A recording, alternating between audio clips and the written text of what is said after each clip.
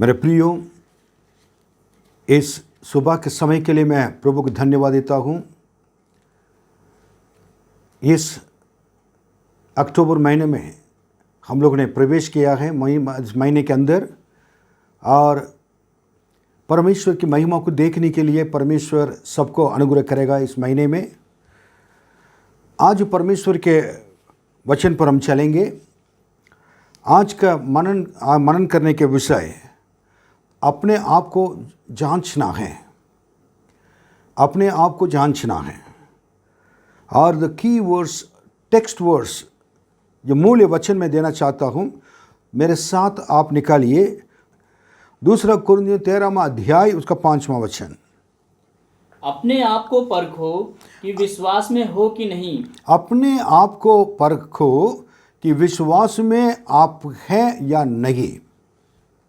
अपने आप को जांचो। अपने आप को जांचो। क्या तुम अपने विषय में यह नहीं जानते? क्या तुम अपने विषय में ये नहीं जानते कि यीशु मसीह तुम में है, और प्रभु यीशु मसीह तुम में हैं या नहीं है? नहीं तो तुम जांच में निकम्मे निकले हो। अगर नहीं तो तुम निकम्मे निकले हो। और आप देखिए, पौलुस 2 कुरिन्थियों के लिए जब लिख रहा है, लिखने के समय ये कह रहा है कि हमें विश्वासी समझकर ही वो लिख रहा था।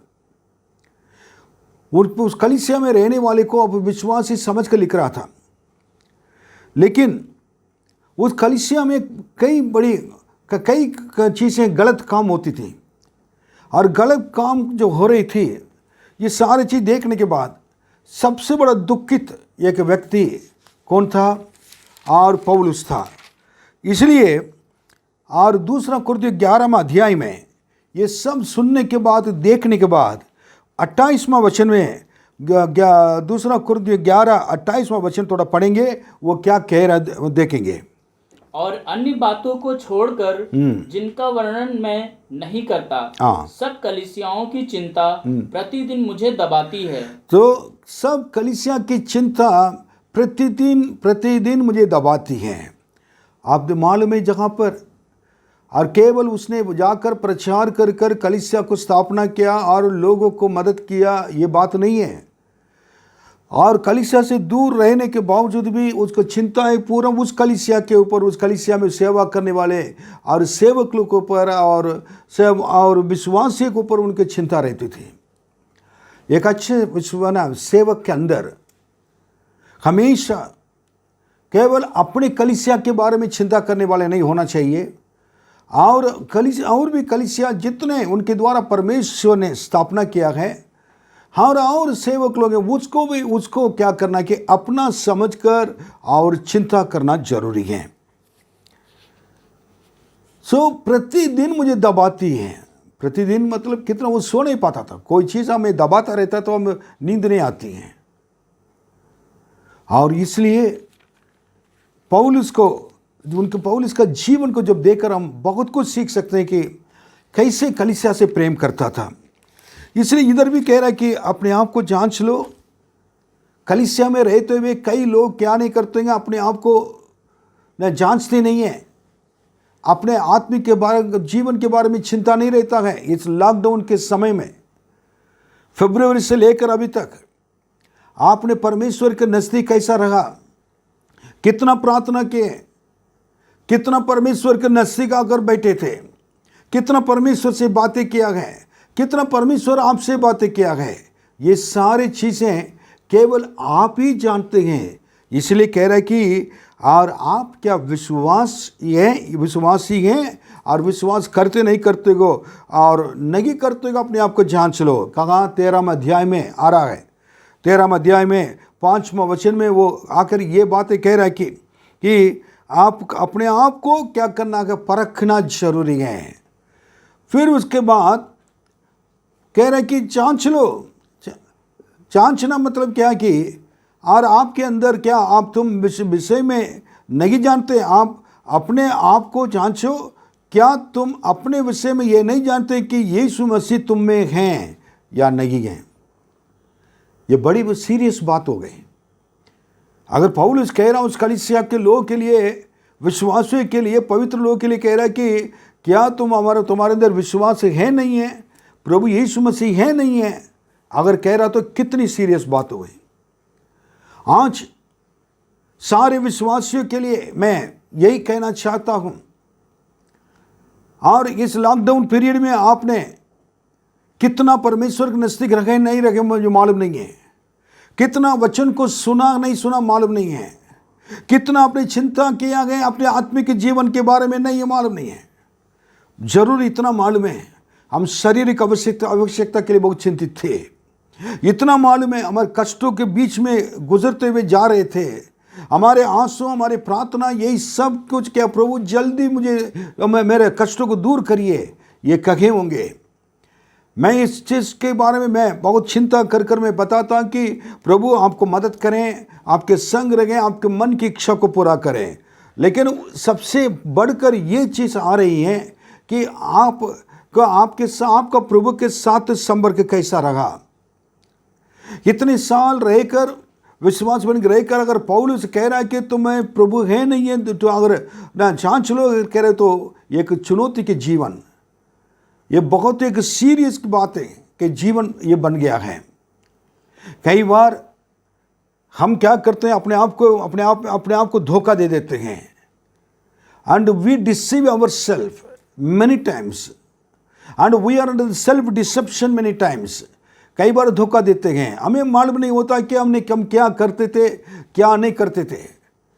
हमारे पास यीशु है नहीं है, हमारे घर पे बाइबल तो गए, हमारे घर पे सबको लोग हैं, हमारे घर पे खाना तो है, लेकिन हमारे बातें, लोगों से बातें होती रहती हैं, लेकिन परमेश्वर के साथ आपके संपर्क कैसा है, संबंध कैसा है, ये चीज़ बहुत ज़रूरी है। अब आज मैं एक खास बात बताना चाहता हूं।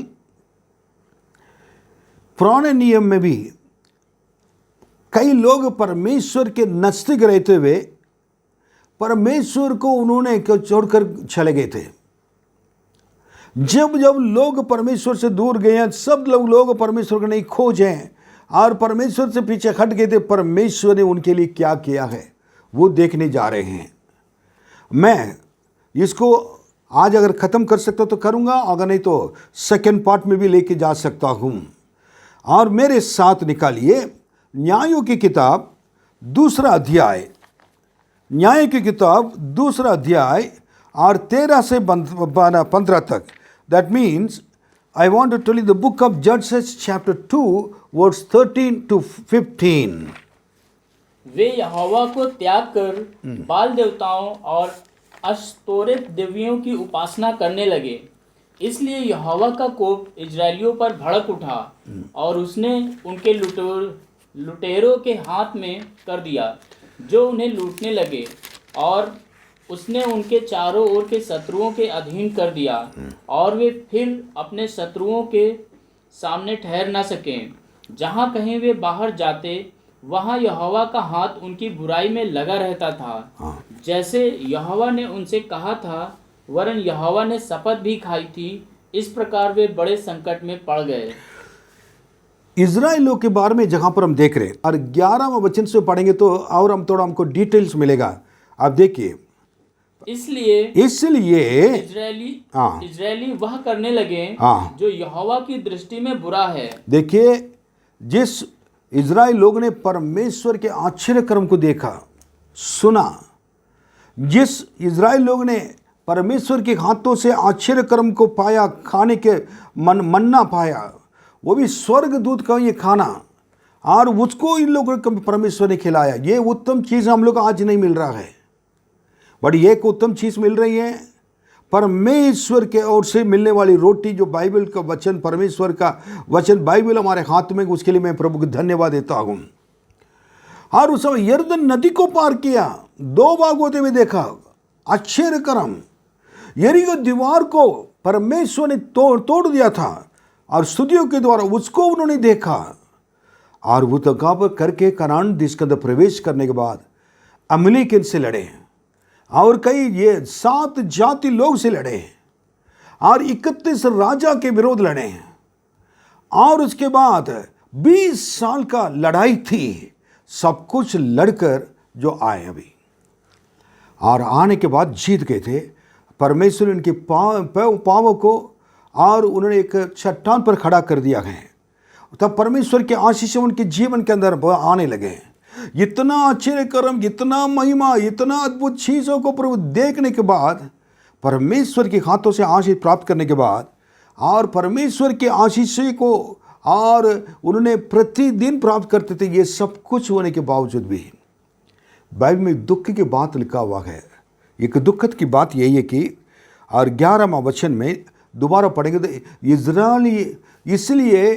इजरायली वे ना वो करने लगे जो यहोवा की दृष्टि में बुरा हैं, और बाल नाम देवताओं की उपासना करने लगे। ये कैसे हो सकता है? जिस परमेश्वर ने आश्चर्य कर्म उनके सामने करके दिखाया है, वो उस मिस्र देश से छुड़ा कर लेकर आए थे, आज वो बाल देवता उनके लिए क्या कि एक ईश्वर बन गया है, एक भगवान बन गया है। और ये कैसे हो सकता है? क्या एक परमेश्वर के सारे आश्चर्य कर्म को पाए हुए व्यक्ति मोड़कर अन्य देवी देवताओं को मान सकता है? उनके रीति रिवाज को पालन कर सकता है? कभी नहीं हो सकता है। लेकिन इजराइल लोग क्यों किया उन्होंने? क्योंकि वो जगह पर और भी लोग रहते थे, अन्य जाति के लोग रहते थे। उनके साथ रहकर उन्होंने क्या था कि संपर्क रखने के वजह से संपर्क संबंध में बदल गया था, और संबंध क्या है कि शादी में बदल गया था, और शादी क्या है कि और संगति में बदल गया। मेरे हिंदी समझ रहे ना? संपर्क संबंध में बदल गया था, और संबंध उसके बाद उनके सारी शादी में बदल गया था, शादी संगति में बदल गया था, और उसके बाद इनका कोई फर्क नहीं पड़ा। आज भी हम ऐसे लोग के बीच में रह रहे संसार में। हमारे परमेश्वर के लोग बहुत कम गए। हो सकता है जिस एरिया में आप रहते तो जगहों पर कोई भी मसीह लोग नहीं हो। मैं ये कहता हूं कि मसीह लोग मतलब विश्वासी लोग हैं। हमेशा ये गलत फहमी में नहीं रहे कि मसीह लोग मतलब क्या है, खा रहा पी रहा है, गलत काम कर रहा है, और चर्च नहीं जा रहा है, प्रार्थना नहीं कर रहा, बाइबल नहीं पढ़ रहा है, नामदारी मसीह का काम करता रहता है। उनके बारे में बातें नहीं कर रहा हूँ। सचमुच में प्रभु के पीछे चलने वाले मसीह लोग के लिए, विश्वासी लोग के लिए बात कर रहा हूँ। हो सकता वो नहीं हो, आप अकेले रह रहे वो जगह पर, आपके चारों तरफ अन्य जाति लोग रहते हैं। लेकिन एक बात प्रभु यीशु का वचन आपको याद रखना चाहिए। यीशु ने कहा तुम पृथ्वी के नमक हो।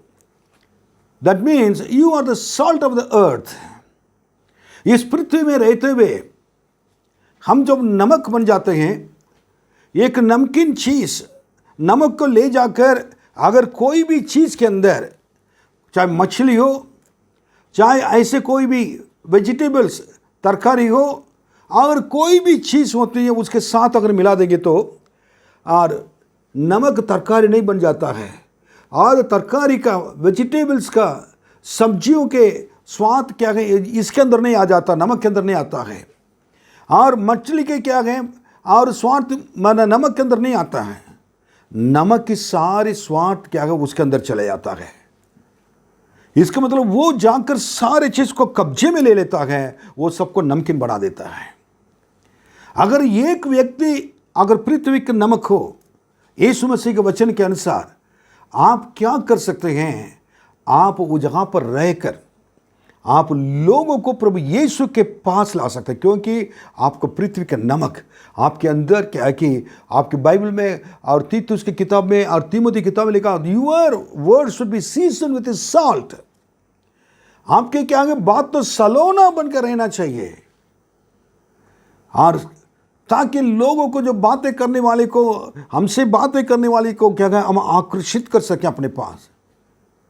अगर प्रभु यीशु आपके साथ रहेंगे तो आप ये संसार की जगत की ज्योति बनकर रह सकते हैं, इस पृथ्वी के नमक बनकर रह सकते हैं। जहां पर इन लोग ने कैसे गलती किया, अन्य जाति लोगों के साथ संपर्क किए। और फिर इस आज मसीहों की गवाही नहीं होने की वजह से, मसीहों के जीवन नहीं सही होने की वजह से आसपास के लोग के अंदर है ना हमारे जीवन के द्वारा यीशु दिखाई नहीं देते हैं। मेरे प्रियो, अगर आपके अंदर प्रभु यीशु हैं अगर दिखाई देते तो मैं प्रभु को धन्यवाद देता हूं। मैं उन लोगों के लिए कहता हूं जिनके साथ प्रभु यीशु नहीं है। आप देखिए जहां पर 12वां वचन देखिए क्या लिखा है। वे अपने पूर्वजों के परमेश्वर यहोवा को जो उन्हें मिस्र देश से निकाल लाया था त्याग कर पराये देवताओं अर्थात आसपास के लोगों के देवताओं की उपासना करने लगे और उन्हें दंडवत किया और यहोवा को रिस दिलाई। आप देखिए इस जगह पर खास बातें, अन्य जाति देव देवताओं को मानने की वजह से उसको खोज कर चले गए थे उसके पीछे, और अपना परमेश्वर को उन्होंने नहीं खोजा, अपना परमेश्वर के पीछे नहीं गया, और वो जाकर उन्होंने अन्य देव देवताओं के पीछे गए, लिखा है उनके ढूंढ कर गए। अब परमेश्वर को नहीं ढूंढने की वजह से और अन्य जाति लोग की ईश्वर या देव देवताओं को खोज कर और ढूंढ कर जाने की वजह से, उसको मानने की वजह से बहुत बड़ा क्या है कि प्रॉब्लम परेशानी उनके ऊपर आई। क्या आई देखिए और पढ़िए उसको ऐसे। वे यहोवा को त्याग कर बाल देवताओं और अस्तोरित देवियों की उपासना करने लगे। वो आप देखिए उनको परमेश्वर को छोड़कर, अपना परमेश्वर छोड़कर उनके ढूंढ कर चले गए थे। इसलिए यहोवा का कोप इजरायलियों पर भड़क उठा। यहोवा का कोप इजरायलियों पर भड़क उठा और उसने उनको लुटेरों के हाथ में कर दिया। बाप रे, लुटेरों के हाथों में क्या गए, दे दिया गया। ये बहुत डेंजरस बात है। जो लूटने वाले, आशीष को लूटने वाला कौन है? शैतान है। शैतान क्या करता है? यूहन्ना में लिखा हुआ है वो चोरी करता है, डाका डालने आता है, वो चोरी करता है, वो लुटेरा है। उसके क्या हाथों में दे दिया गया और उनके साथ रहने वाले लोगों के हाथों में दे दिया था। फिर उसके बाद पढ़िए, और उन्हें लूटने लगे। वो लूटने लगे। आज कई लोग शांति को खो दिया गए। लुटेरा शैतान कई लोग के आशीषों को लूट लिया है और उनके अंदर जो चंगाई है वो चंगाई को लूट लिया है। परिवार को बिल्कुल कष्टों में, आंसू में डाल दिया गया। फिर और उसने उनके चारों ओर के शत्रुओं के अधीन कर दिया, और उसको चारों ओर के शत्रुओं को भी अधीन कर दिया गया। लूट कर बिमना उनके विरोधी के हाथों में देकर उनके नीचे गुलाम बना दिया था। और वे फिर अपने शत्रुओं के सामने ठहर ना सके। और वो अपने शत्रुओं के सामने ठहर न सके। इतने बड़ी जीत, लाल समुद्र को पार कर कर, जंगल में आश्चर्य कर्म को देखकर, और एक मार लाठी से मारा था, पानी मिला, और बोलने से पानी मिला। ऐसे बड़ा बड़ी बात है। पर आश्चर्य कर्म को देखा, यरदन नदी को देखा और 2 भाग होते हुए, और यरीहो दीवार को गिरते हुए देखा, और इतना अमलेकियन को सारे लोग जीत कर आए हुए लोग हैं। आज वही शत्रु को, जिस शत्रु को हरा कर और विजय का जीवन बिता रहे थे, वही लोग अन्य जाति लोग के पीछे चलने के वजह से और उन्होंने शत्रु का सामना करना पड़ा और उनके सामने ठहर नहीं सके और गुलाम बन गया था। मैं आज पूछना चाहूँगा, आपकी जीवन कैसा है? प्रभु के साथ है या आप शत्रु के गुलाम में बन के रहते हैं? आज शत्रु कई रीति से आता है। इस लॉकडाउन में टीवी तो बहुत चलती थी। ये टीवी के पीछे इतने लोग हैं, सोशल मीडिया, पिक्चर्स और कई चीज़ें, सबके आदिम बनकर ये हमारे शत्रु हैं, शत्रु के हथियार हैं, और उसके शत्रु के हथियार के नीचे गिर पड़े। परमेश्वर बहुत दुखित है। इजरायली लोग ने परमेश्वर को नहीं खोजने की वजह से परमेश्वर ने शत्रु के हाथों में उनको क्या है कि नीचे गिरा दिया था, उनको हाथों में दे दिया था। आप 15वां वचन पढ़िए। जहाँ कहीं वे बाहर जाते हाँ, वहाँ यहोवा का हाथ उनकी बुराई में लगा रहता था। और कहीं भी बागर भी जाते थे, परमेश्वर के हाथ एक बार उनके विरोध उठने के बाद बागर जाएं, कहीं भी जाएं, परमेश्वर की जगह को छोड़कर जाने के बाद कहीं भी जाएंगे तो परमेश्वर के हाथ उनके विरोधी रहेगा, परमेश्वर छोड़ेंगे नहीं। फिर उसके बाद जैसे यहोवा ने उनसे कहा था, हाँ, वरन यहोवा ने शपथ भी खाई थी, इस प्रकार वे बड़े संकट में पड़ गए। उसके बाद तो परमेश्वर ने जैसे कहा था, परमेश्वर के हाथ उनको विरोध रहा, उनके विरोध रहा और वो संकट में पड़ गए थे। है ना? परमेश्वर को छोड़कर जाने वाले के लिए क्या है, इससे भी बहुत भयानक संकट में उसको पड़ना है। ओ परिणाम देखिए इजराइलों के लिए, आज कितने लोग के विरोध परमेश्वर के हाथ हैं। परमेश्वर हमारे जीवन के द्वारा संतुष्ट नहीं तो उनके हाथ हमारा विरोध रहेगा। हमें जांचना है, क्या परमेश्वर के हाथ आपके साथ हैं, क्या आपके विरोध हैं। परमेश्वर के दिल को दुखाकर हमने जाकर बैठे हुए हैं, या परमेश्वर के दिल को खुश कराकर हम बैठे हैं। हमारे जीवन के प्रतिदिन आत्मिक जीवन के द्वारा परमेश्वर की महिमा मिलती है या नहीं मिलती है। मेरे प्रियो, कलीसिया तो शुरू होगी जल्दी, कलीसिया जल्दी खुल जाएगी, लेकिन सबसे बड़ी बात है कलीसिया नहीं है, कलीसिया से बढ़कर आपके आत्मिक जीवन है। और जिस परमेश्वर के आराधना करते हैं, उपासना करते हैं और जिनके साथ चलते रहते, क्या उनके साथ नहीं है। इसलिए पौलुस और दूसरा कुरिन्थियों और 13वां अध्याय 5वां वचन में कहा कि अपने आप को जांच लो कि परमेश्वर तुम्हारे साथ है नहीं है, तुम विश्वास में है नहीं है। अगर नहीं तो आज इस समय है, परमेश्वर से कहें, मुझे प्रभु जी आप क्षमा कर, मेरे जीवन को बचाइए, मैं आपसे दूर रहना नहीं चाहती हूँ और हमें आशीष दीजिए कहकर परमेश्वर के सामने आकर घुटने टेकर अपने पापों को मानकर, मैंने दूसरे चीज़ों को प्रभु जी मैंने रीति रिवाज को मानता था, मैं आपको भी चाहता था और दूसरी चीज़ भी मैंने आपके विरोध भी काम करना चाहता था, मुझे क्षमा करें। अब आगे मुझे ऐसे जीवन दोहरी जिंदगी नहीं चाहिए, केवल आप ही चाहिए, आपके हाथों में अपने सौंपते कहिए। दूसरी बातें मैं बताकर ख़त्म करूँगा इस साथ, और आप पढ़िए दूसरा इतिहास 24वां अध्याय 24वां वचन। दूसरे इतिहास, अरामियों की सेना हाँ, थोड़े ही सैनिकों के साथ तो आई, परंतु यहोवा ने एक बहुत बड़ी सेना उनके हाथ कर दी, क्योंकि उन्होंने अपने पितरों के परमेश्वर को त्याग दिया था। इस प्रकार योआस को भी उन्होंने दंड दिया। अब अरामियों की सेना और परमेश्वर के लोग विरोध, वो क्या है कि परमेश्वर के लोग के विरोध आ गए थे। इसको मैं बताने से पहले इसमें क्या हुआ था देखिए, 20वां वचन से थोड़ा पढ़ेंगे।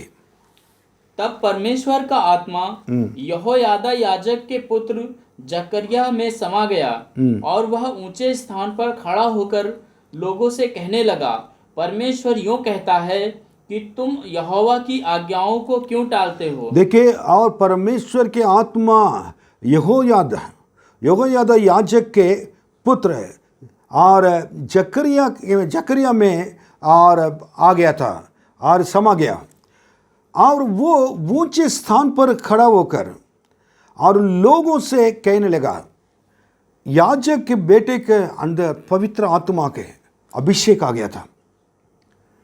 मैं इसको पढ़ने के बाद सुनता हूँ, अगर आप सचमुच में प्रभु की सेवा करते मेरे प्रिय सेवक लोग, आप सुनिए मेहरबानी से। अगर आप याजक हैं, परमेश्वर की सेवा करते हैं, तो आपके पुत्र पुत्री, आपके बच्चे, और हमेशा क्या होना चाहिए, पवित्र आत्मा से भरा हुआ व्यक्ति होना चाहिए। यहाँ पर याजक के पुत्र जकरिया में परमेश्वर के आत्मा आ गया है। आत्मा कितनी बड़ी बात है, कितने परमेश्वर के सेवक लोग हैं और बच्चे के ऊपर पवित्र आत्मा का अभिषेक नहीं है, मुझे मालूम नहीं है। कई बार हमारे बच्चे खुद क्या है, गवाही बनकर नहीं रह पाते हैं। वो दुख की बात है, बहुत दुख की बात है। और वो परमेश्वर के लिए ऊंचे स्थान पर खड़ा होकर और लोगों से कहने लगा, अभिषेक पाया हुआ मनुष्य हमेशा ऊंचे स्थान पर रहता है। याद रखना है, उसका पोजीशन अलग है, स्टैंडर्ड अलग है, उसका स्थिति अलग है। क्योंकि परमेश्वर के वचन को लेकर लोगों को बताने वाला व्यक्ति हमेशा ऊंचे स्थान पर अपने आप को अलग रखकर परमेश्वर के सम्मुख में खड़े होना जरूरी है। आज सेवक लोग का, विश्वासी लोगों को कोई भी क्या नहीं के और एक फर्क दिखाई नहीं देता है। याजक बहुत अपने बच्चों को पवित्र आत्मा का अभिषेक के द्वारा ले चलिए, तब आपके बाद वो सेवकाई को बच्चे कर पाएंगे। अगर आपके बच्चे के अंदर पवित्र आत्मा का अभिषेक नहीं है, वरदान उससे काम नहीं चलेगा। वरदान के लेकर कुछ तक बजाएंगे, गाएंगे, उसके बाद वो कलीसिया को लेकर नहीं चल पाएंगे। कई सेवक लोग अपने बच्चों को बिना समझते हुए मेरे बात मेरे लिए मेरे स्थान पर आना गई, ये उतावली से उनके हाथों में सारे चीज को दे देते हैं और सेवकाई को सौंप देते हैं। लेकिन वो जाकर क्या करना क्या नहीं करना उसको मालूम नहीं है। और इस याजक के बाद उस कलीसिया, उस सेवकाई खत्म हो जाती हैं। जो महिमा पहले से था वो महिमा बाद में नहीं रहती है। आप रहते हुए देखना है, आपका बेटा आपके बेटे जो प्रभु की सेवा कैसे करते हैं, पवित्र आत्मा का अभिषेक भरपूरी से उनको और चलाना है। क्या हुआ मालूम है? ये खड़े होकर कहने लगा लोगों से, कैसे क्या कह रहा है? परमेश्वर यूं कहता है कि तुम यहोवा की आज्ञाओं को क्यों टालते हो? इज़राइल लोग का कहता है कि परमेश्वर के आज्ञा को क्यों नहीं माना, परमेश्वर को क्यों छोड़ दिया है। That is the thing. पहले परमेश्वर को नहीं ढूंढने की वजह से परिणाम हुआ था, परमेश्वर शत्रु के हाथों में दे दिया था। इधर परमेश्वर को क्या कि छोड़ने की वजह से, परमेश्वर को त्याग देने की वजह से ये परेशानियां। सो परमेश्वर का जन जिनके अंदर पवित्र आत्मा का अभिषेक है, वो सबसे ऊंचे स्थान में खड़े होकर परमेश्वर के संदेश को बहुत हियाव से बताता है। आज परमेश्वर के वचन को पवित्र आत्मा के भरपूर से और परमेश्वर के ज्ञान को और लेते, परमेश्वर से ज्ञान को प्राप्त करते हुए उस ज्ञान को प्रकट करने वाले सेवक लोग बहुत कम हैं, बहुत कम हैं। गिने चुने परमेश्वर के लोग हैं जो परमेश्वर के पवित्र आत्मा का अभिषेक पाकर चलते हैं। उनको देखकर मैं हैरान हो जाता, बहुत आशीष है। उनके चेहरे को देखते रहने के लिए मन लगता है। मैं कई सेवक लोग को जानता हूं और प्रभु ने और इस इतने समय में उनको कई बड़े बड़े लोगों के साथ बैठना उठने के लिए प्रभु ने मुझे अनुग्रह किया था। उनसे बहुत कुछ सीखने के लिए परमेश्वर ने मुझे अनुग्रह किया है।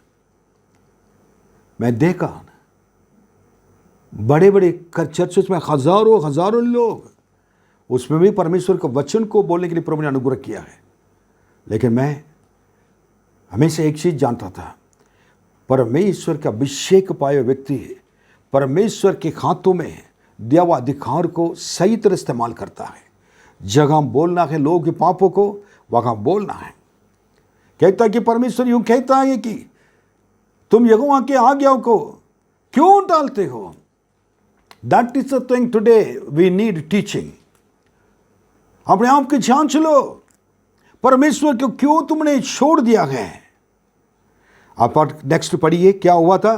परमेश्वर के सेवक के बेटा और उसके बाद वो बताने के बाद ऐसा करके हाँ, तुम्हारा भला नहीं हो सकता। ऐसे तुम माँ परमेश्वर के आज्ञा को उल्लंघन करने से आपका भलाई नहीं हो सकता है। देखो तुमने तो यहोवा को त्याग दिया है, तो देखो तुमने तो परमेश्वर को त्याग दिया है, इस कारण उसने भी तुमको त्याग दिया है। तुमने परमेश्वर को छोड़ने की वजह से परमेश्वर ही तुम्हें छोड़ देगा।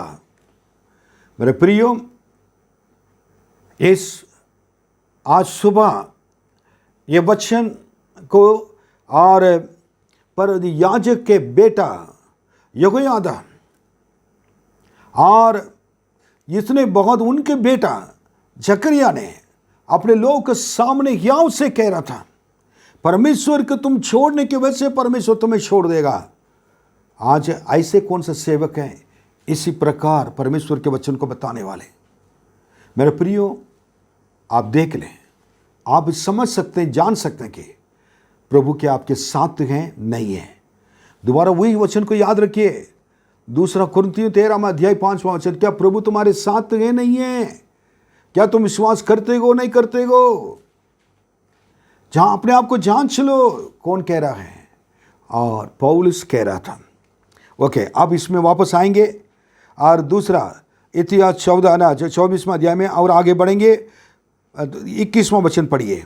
परमेश्वर के वचन को ख्याल से बताने वाले परमेश्वर के सेवक के जो बेटे को के ऊपर क्या हुआ? हाँ, तब लोगों ने उसके विरुद्ध द्रोह की घोषणा करके उन्होंने चालाकी से आप सब मिलकर द्रोह की घोषणा कर उन्होंने बात करने लगे। राजा की आज्ञा से यहोवा के भवन के आंगन में उस पर पथराव किया। और राजा के आज्ञा से राजा उसका आज्ञा देने लगा और यहोवा की भवन के आंगन में उसका पथरवा कर लिया। ओह, पथरवा क्या मतलब? क्या आगे पत्थर फेंक करके उसको मार दिया। ये है उस राजा के बारे में बताऊंगा, राजा परमेश्वर से प्रेम करता था पहले, लेकिन ये राजा अभी मर्डरर बन गया है, कत्ल कर दिया है। क्या परमेश्वर से प्रेम करने वाले व्यक्ति गुस्सा वाला हो सकता है, कत्ल करने वाला हो सकता है? Can you become murderer? कर दिया है। मेरे प्रियो, यीशु को आप कितने जानते हैं वो बड़ी बात नहीं है, आप कैसे यीशु मसीह के लिए जी रहे हैं, और ये बड़ी बात है। ये राजा परमेश्वर के लोग देखिए परमेश्वर को छोड़कर तो चले गए थे, लेकिन उसके साथ राजा जो परमेश्वर के संग चलता रहा, उसने क्या कर दिया? बहुत बड़ा पाप कर लिया है। एक याजक के बेटे को क्या कर दिया? कत्ल कर दिया है। याजक के बेटे का क्या कीमत मालूम है? परमेश्वर के द्वारा मिला वाला एक बहुत बड़ा अनमोल रत्न है, अनमोल मोती है, अनमोल डायमंड है, हीरा है, उसको मार दिया है, उसको मार दिया। आप देखिए इसके बाद क्या है कि 22वां वचन पढ़िए। यो राजा योआश ने वह प्रीति भूलकर जो यहोयादा ने उससे की थी उसके पुत्र को घात किया। मरते समय उसने कहा, यहोवा इस पर दृष्टि करके इसका लेखा ले। योआश राजा मारने के बाद आज्ञा देने उसको मार दिया था। उस बेटे याजक के बेटे जब मरने के समय यहोयादा बहुत दुख, उस कितना दुखित रहा, दुख में रहा होगा। मैंने पूरे ईश्वर की सेवा किया, प्रभु की सेवा किया, मेरे बेटा प्रभु की सेवा करने के लिए परमेश्वर ने अभिषेक किया है, लेकिन उसको क्या कत्ल कर दिया है। ये कह रहा वो बेटा मरने के समय क्या कहा था वो? यहोवा इस पर दृष्टि करके इसका लेखा ले। यहोवा इस पर दृष्टि करके इसको लेखा ले। परमेश्वर क्या करेगा? तुम्हें देखेगा, उसको लेखा लेगा। कितना हम जब परमेश्वर के साथ नहीं चलते हैं, परमेश्वर में नहीं रहते हैं, हम अपने बातों से सबको मार देते हैं, अपने कामों से सबको मार देते हैं। आप देखिए तन उसके बाद राजा के विरोध सारे सीरिया का देश सेना आ गया था, और आकर सब लोग क्या करने लगे? उसको सब मार कर लूट कर सब कुछ क्या है कि और दमस्को के रास्ता को क्या कर दिया, राजा के पास सब कुछ लेकर चले गए थे। फिर उसके बाद अरामियों की सेना थोड़े ही सैनिकों के साथ तो आई, हाँ। परंतु यहोवा ने एक बहुत बड़ी सेना उनके हाथ कर दी, क्योंकि उन्होंने अपने पितरों के परमेश्वर को त्याग दिया था। इस प्रकार योआश को भी उन्होंने दंड दिया। अपने पितरों के परमेश्वर और पितरों के परमेश्वर को त्याग देने की वजह से अगर योआश को भी उन्होंने दंड दिया। योआश के जीवन खत्म हो गया है, राजा खत्म हो गया है, शत्रुओं के हाथों में दे दिया गया है, सारी चीजें मौत मौत मौत मौत मौत। मेरे प्रियो, बाइबल में लिखा है नीति वचन 15वां वचन में पढ़ के देखिए, 14-15 अध्याय में पढ़ के देखिए। मनुष्य को अपने नजरों में दिखाई देने वाले, दृष्टि में दिखाई देने वाले कई मार्ग हैं। वो ठीक मार्ग उनको ठीक दिखाई देता है उनके नज़र में, लेकिन उसका अंत मृत्यु है। परमेश्वर के सेवा करने वाले बच्चों को क्या है कि मार कर और उनको तोड़ कर जीवित रहना आसान नहीं है कोई भी राजा के लिए। आज भी हमारे देश में परमेश्वर के लोग हैं, परमेश्वर के लिए सेवा कर रहे हैं, परमेश्वर के लिए कार्य कर रहे हैं, और कई विश्वासी लोग औरों को प्रार्थना करते हैं, उनको मार कर, उनको कत्ल कर कर, उनको तकलीफ में, कष्टों में, दुखों में डालकर, अगर कोई भी राजा जो राज्य करने वाला अगर ऐसे काम करेगा तो परमेश्वर उनको भी नहीं छोड़ेंगे, उनको भी नहीं छोड़ेंगे। क्योंकि परमेश्वर के लोगों की चिल्लाहट यही है कि परमेश्वर देखेगा, लेखा लेगा। परमेश्वर देखेगा, लेखा लेगा। वो वचन बेकार नहीं जाएगा। योआश राजा मार दिया गया था, सप्ताह पलट गया है। परमेश्वर के लोग के पुकार, उनके खून के पुकार, और पर आज क्या पुकार आज भी चलता रहता। कितने परमेश्वर के लोगों को हमारे देश में मार दिया गया, कितने लोगों को कत्ल कर दिया गया है, कितने कलीसिया को उजाड़ दिया गया है, कितने बहुत गलत, और ये सब एक ग्रुप बनकर, एक झुंड बनकर परमेश्वर के लोगों को सताने के लिए प्लान किया है। लेकिन मैं एक वर्ड उनके लिए मैं कहना चाहूँगा, परमेश्वर देखेगा, लेखा लेगा। मेरा परमेश्वर न्याय करने वाला है, मेरे परमेश्वर और न्याय करने वाला है और लेखा लेने वाला है। लेखा जोखा लेगा आपकी। उसके बाद इस कारण इसमें परमेश्वर के लोग के विरोध उपद्रव आने के कारण, क्लेश आने के कारण, परमेश्वर को छोड़ने की वजह से, मेरे प्रियो, मैं आज बताना चाहता हूँ, आखिर में ये ख़त्म करने जा रहा हूँ, प्रभु किसी को भी छोड़ना नहीं चाहता है। प्रभु किसी को भी दुख भी डालने के लिए नहीं चाहता। उनके ये मर्जी नहीं है। आप भले चंगे होकर रहना है, आप हमेशा उन्नति, आत्मिक उन्नति में आगे बढ़ते जाना है, शारीरिक उन्नति में और संसार की सारी चीज़ों आशीष पाकर उन्नति में बढ़ते जाना है, उन्नति पाना का परमेश्वर की इच्छा का आपके प्रति। लेकिन परमेश्वर से दूर जाने की वजह से परमेश्वर के क्रोध भड़का है। आप कहाँ, इसलिए अपने आप को जांचना है, आज आपके जीवन कैसा है। अगर नहीं तो, अगर आपके जीवन परमेश्वर के सामने सही नहीं तो यही समय है अपने आप को जांचने के लिए। यही समय है अपने आप के, अपने जीवन को परमेश्वर के हाथों में समर्पित करने के लिए। यही समय है, प्रभु मुझे क्षमा कर। ये अक्टूबर महीना है हमारे लिए एक जांच की महीना है, जांचना है और अपने आप को ये सेल्फ एग्जामिन करने के लिए महीना है। और यही महीने में एक सही निर्णय लेने का महीना है। ये महीना आपके हमारे लिए एक आशीष का महीना है। यही महीना परमेश्वर की महिमा को देखने के लिए एक महीना है। और यही महीना है परमेश्वर से बातें करने का महीना है। यही महीना है परमेश्वर के साथ साथ चलने का है। यही महीना है प्रभु आप एक साथ मिलकर बड़े कार्य करने का है। प्रभु आपको आशीष दे। अपने आप को जांच लें। आइए हम प्रार्थना करेंगे।